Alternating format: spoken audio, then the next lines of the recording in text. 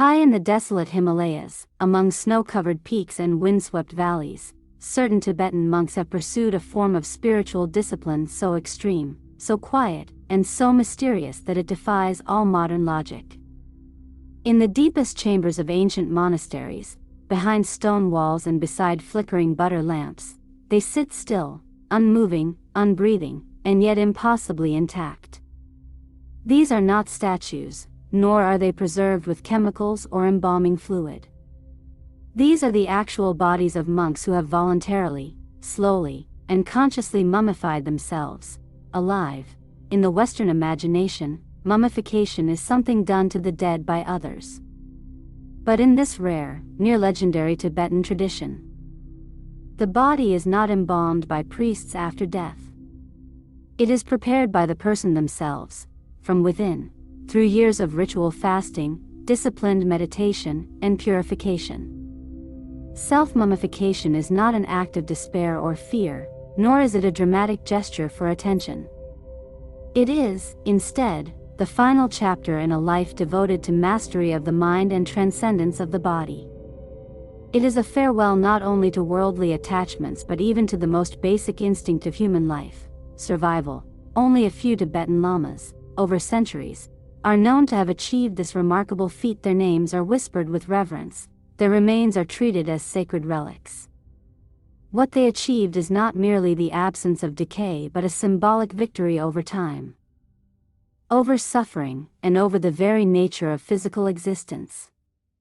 To them, death was not an end but a carefully orchestrated metamorphosis, one that must be met not with fear, but with profound awareness and preparation. The process begins not with death, but long before it. The Lama begins to withdraw from normal human activity.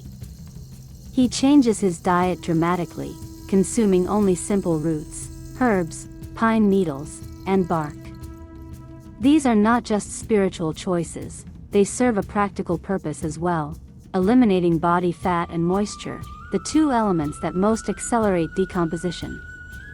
Over time, the monk may also consume small, carefully measured doses of natural preservatives, such as tree resins or mildly toxic plants, believed to inhibit microbial growth within the body.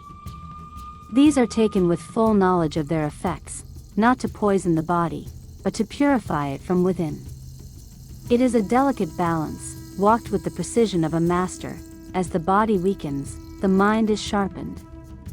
Meditation becomes the monk's entire world. Breathing is slowed and regulated. Visualizations of light, fire, deities, and decay are used to dissolve attachments to the flesh and ego. Chanting and ritual mantras continue for days, weeks, months. The monk may enter seclusion in a small, stone cell, where he continues his inner work in silence. Eventually, he will sit in lotus posture and begin his final meditation. He knows that he will not rise again. Inside the tomb, he is sometimes given a small bell or string connected to the outside world. Each day he rings it to signal life. When the bell stops ringing, the attendants wait. Days pass. If the body remains in posture, if it does not decay or collapse, then it is understood that the monk has achieved something extraordinary, a conscious death, stillness without rot, an exit from the world with total awareness. His body may be left undisturbed for months, or carefully removed and placed in a shrine. Often, the body darkens and shrinks, but does not decompose. In some cases, it remains so well preserved that facial features, skin texture, and even the fingernails remain identifiable years or centuries later. What makes these cases so fascinating is that the process was completed without modern preservation methods. No chemicals, no refrigeration, no external assistance.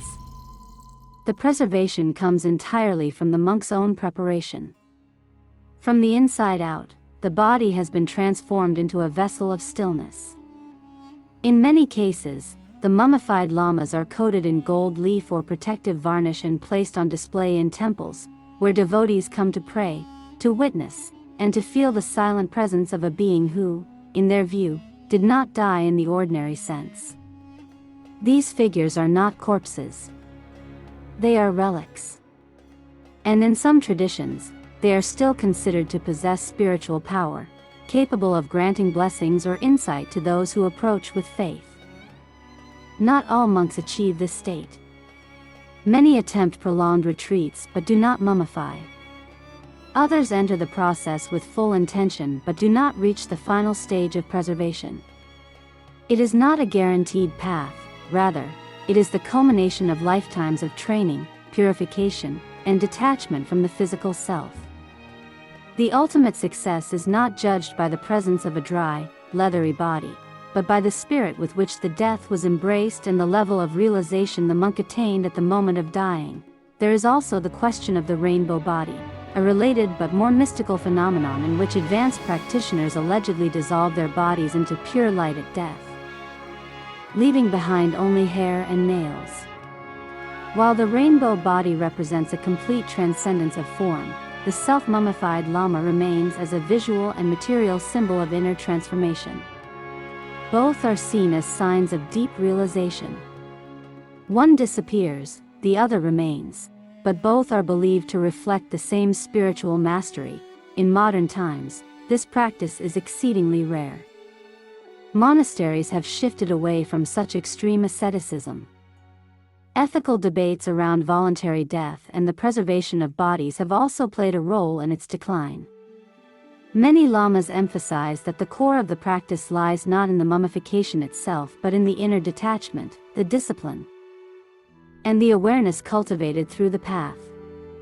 The body is only a vessel, and clinging to even the most miraculous of relics can become another form of attachment. Yet, the preserved figures still exist, in monasteries in Tibet, Nepal, Bhutan, and parts of Mongolia, quietly watching over generations of practitioners. Their hollow eyes do not see, but their presence speaks of things beyond time, beyond the flesh, beyond the everyday pulse of birth and death. For those who encounter them, the experience can be unsettling or awe-inspiring. These are not horror movie mummies nor mythological phantoms. They are what remains when a human being devotes themselves fully to inner stillness, to surrender, to becoming one with impermanence rather than resisting it. They remind us that there are paths in this world that defy logic and yet are built on nothing but discipline, awareness, and an unshakable belief in something greater than life itself. To choose this path is not to flee death but to meet it, eye to eye, and walk into its silence with intention. It is a decision that must come from the deepest level of knowing. And once made, it is irreversible. There is no return, no reconsideration. Only stillness. Only devotion. Only the slow vanishing of breath in the cold, thin air of the mountains, as a monk closes his eyes one final time, and never decays.